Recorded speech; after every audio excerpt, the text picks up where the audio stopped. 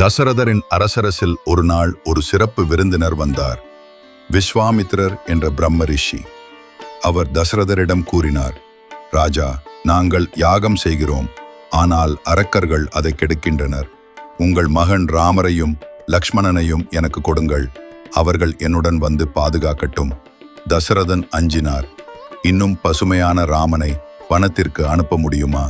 ஆனால் வசிஷ்டர் உணர்த்தினார், இது ஒரு தெய்வீக கட்டளை, அனுப்புங்கள். விஸ்வாமித்திரருடன் ராமரும் லக்ஷ்மணனும் வனத்திற்கு செல்கிறார்கள். அங்கு தாடகை என்ற அரக்கியை ராமர் அழிக்கிறார். இது அவரின் முதல் போராட்டம்.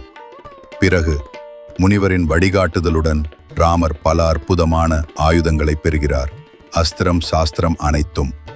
இப்போது அவர்கள் கடைசியில் மிதிலா என்ற ஒரு நகருக்கு செல்வார்கள். அங்கு சீதை வாழ்கிறாள். மிதிலா அரசன் ஜனகரின் மகள்.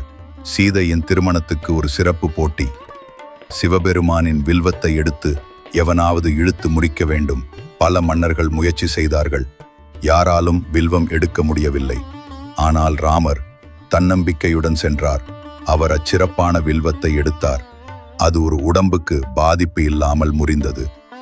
மொத்த மைதானம் அதிசயத்தில் ஆழ்ந்தது. அதன் பின் ராஜா ஜனகன் ராமருக்கும் சீதைக்கும் திருமணத்தை ஏற்பாடு செய்தார். சீதா ஒருக்கமிக்க, பணிவான, அறிவாளியான தெய்வீக சக்தியின் வடிவம்.